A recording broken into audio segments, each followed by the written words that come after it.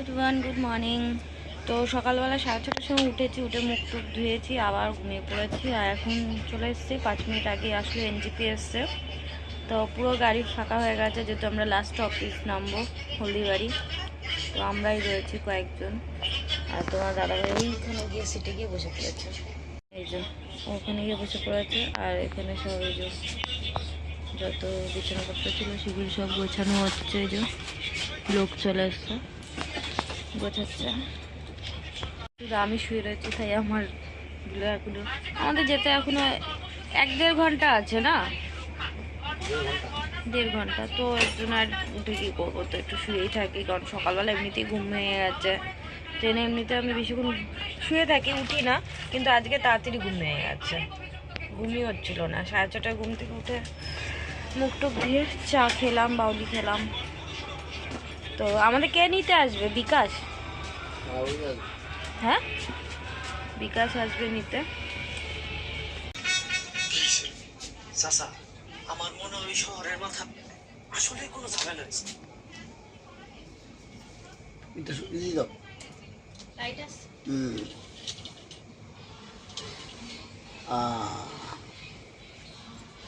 Good morning. পুরো ফাঁকা।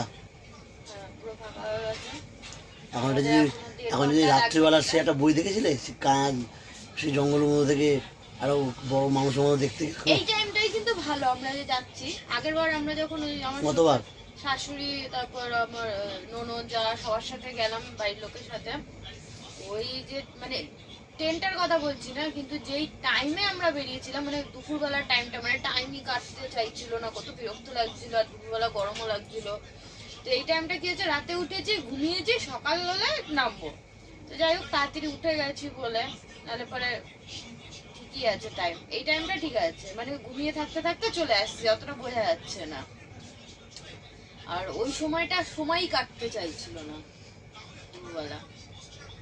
তুমি এরকম করছো কেন? আমি এখানে বলছি, পেছন থেকে কেন মুখ চুপ করছে, আমাকে ভেঙাচ্ছে। ঠিক বলিনি আমি?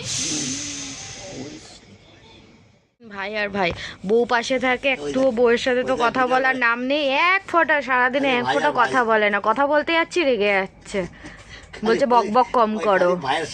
আর ভাইয়ের সাথে অজিতদা, ওদের সাথে ফোন করে গল্পর পর গল্প করেই যাচ্ছে। যে সামনে রয়েছে, এত বছর পর আমরা দুজন একা বেরিয়েছি।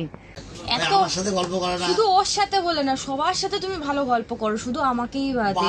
এত বছর পর আমরা মানে একা, সবসময় তো দিদিদের সাথে, আমার শ্বশুরবাড়ির সবার সাথে, মানে কারো না কারোর সাথে বাইরে ঘুরতে যাই। তুমি চুপ করো, চুপ করো।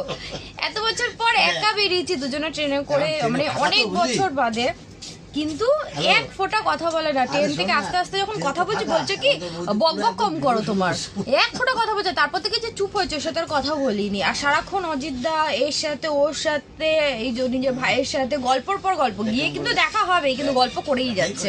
মানে আমি সামনে রয়েছি, আমার কোনো মূল্যই নেই ওর জীবনে। হ্যাঁ, ভিডিও করে, ভিডিও করে। হ্যাঁ, শয়তান আছে তুমি খুব। ওর সাথে একজন একা আমি বেরোতে ইচ্ছা করে না, খুব বোরিং লাগে আমার। সবার সাথে যাই, সেটাই ভালো লাগে। শয়তানি দাদা ভাইরা তো সত্যি শয়তান, তোমরা দুজনাই শয়তান। চলে এসেছি, 1 ঘন্টা ট্রেন লেট হয়ে গেল। 10টার সময় নামার কথা, এখন 11টা বাজে না? 11টা বাজেনি, বাজবে লেট আছে তো। যাই হোক, লেট, অনেকটাই লেট আছে, নাহলে এতক্ষণে হয়তো মামাবাড়ি পৌঁছে যেতাম, টিফিনও হয়ে যেত। এখানে তো কাজ চলছে এখনো, আমরা সে দেখে গেছিলাম কাজ হচ্ছে। 3 মাস হয়ে গেছে। 3 মাস হয়েছে? হ্যাঁ, হলদিবাড়ি প্ল্যাটফর্ম। আর ওখান থেকে করো, বাইরে নেই। তুমি বেরো আগে।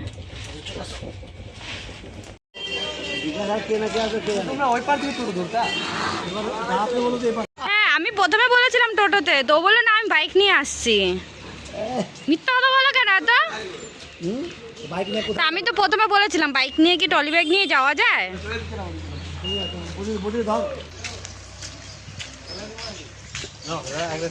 হ্যাঁ, আচ্ছা দাঁড়া, তোমরা তো অনেক ব্লগ বানাও। হ্যাঁ,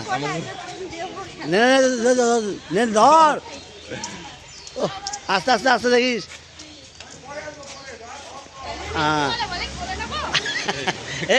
এই দাঁড়া। ও, এইটা দোকান? বাবা, এই প্রথম তোমার দোকান দেখলাম, বলো। এই যে যতবার আসি, বিয়েতে আসি, এর জন্য দোকান দেখা হয় না। ও এখানে ওই অটো স্ট্যান্ডের এই পাশটা তোমার দোকান। সকাল সকাল কি এগরোলের ওটা চাউমিন সামোসা পরোটা ধোসা বাঙালি ধোসা। বলো কেমন আছো? বউ বউ কেমন আছে? কি ও ওই যে ভাদ্র মাসে গেছিল শ্বশুর বাপের বাড়ি ওর জন্য। এখন আসলে কি করবো? তুমি বল। এখন আমাদের জন্য পরোটা বেলছে। তো সকালে পরোটার টাইম শেষ হয়ে গেছে, আমরা ফোন করে বলে দিয়েছিলাম আমাদের জন্য পরোটা, কারণ এই প্রথম ওর দোকানে আসলাম তো পরোটা খাবো। মা বাড়িতে এখনো যাওয়া হয় নাকি? না খেয়ে যাবো।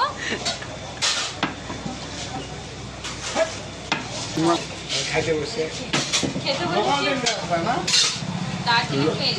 লোকাল ট্রেন এখনো আসবো, আর লোকাল আসবো কেন? একটার দিকে ঢুকে না না টাইম করে একদম একদম কাটা পড়েছে। গরম গরম পরোটা ভেজে দিয়েছে। ঠিক আছে, হ্যাঁ হ্যাঁ হ্যাঁ হ্যাঁ রাখো। আমি যদি নন্দিনীদির এখানে এনে দিয়েছে আবার ডিমের অমলেট। এসছি মা বাড়িতে, আর আমি বিকাশে বাইকে করে আসলাম ওখান থেকে খেয়ে, আর ও হেঁটে হেঁটে আসছে তোমাদের দাদাভাই। তো মামি রান্নাঘরে রয়েছে, পরে দেখাবো মামিকে। একটু রেস্ট নিয়ে নিই, তারপর স্নান টান করবো। মা বাড়িতে এসছে, দেখো বিকাশ পুকুরে ঝাঁপ দিয়েছে এখনই। আর এই মাত্র তাল একটা ওই গাছ থেকে নিচে পড়েছিল, যেটা মামি তুলে নিয়ে গেল। আর এই গাছে তালের শেষে আমরা যখন আসছিলাম তো খেতে পাইনি, এবার তাল নিয়ে যাবো বলেছি। হয়েছে অনেক। তো আমরা এই জায়গাটা এসেছিলাম, এই জায়গাটা কত ভিডিও বানিয়েছি, এই জায়গাটা পুরো ফাঁকা ছিল, এখন দেখো।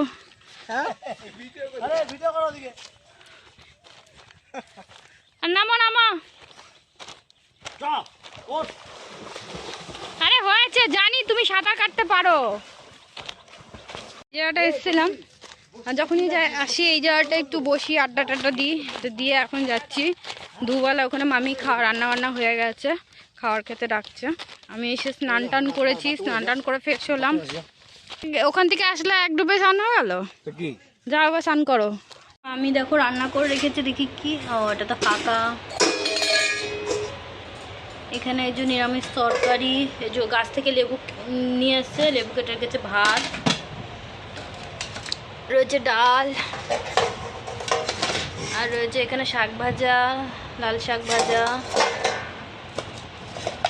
এটাতে পটল ভাজা। সোমবার যেহেতু এর জন্য আজকে নিরামিষ হয়েছে।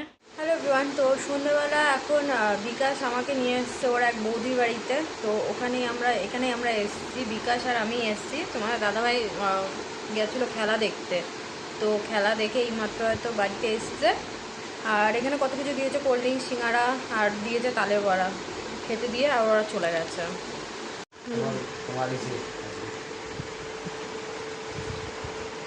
তো ওখানে তোমার দাদা কিন্তু তাড়া দিয়ে দেবে, বাজারে যাবে বলছিল।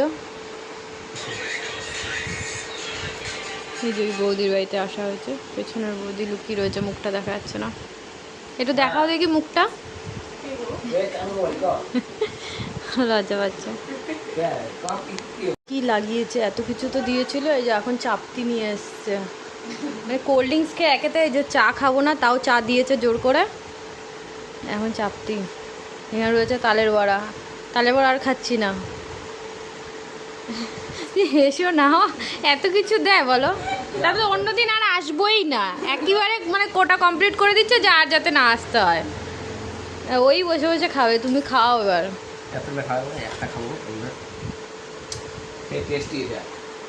জানি ওখানে করে তো। এই কালারের মাছটা খুব ভালো লাগছে গো, অরেঞ্জ। তো বিকাশের সাথে এই যে বিকাশের এক বন্ধুর বাড়িতে এসেছিলাম। তো ওর বন্ধু তো ছিল না, তো বন্ধুর বউ ছিল, তাদের সাথে দেখা করলাম, অনেক গল্প টল্প কথাবার্তা বলে। তো এখান থেকে তারপর চলে গেছিলাম আমরা বাড়িতে। আর তারপর বাড়িতে গিয়ে আর কোনো ভিডিওই করা হয়নি। তো চলো ভিডিওটা আমি এখানে এন্ড করছি, আবার তোমাদের সাথে দেখা হচ্ছে নেক্সট ভিডিওতে।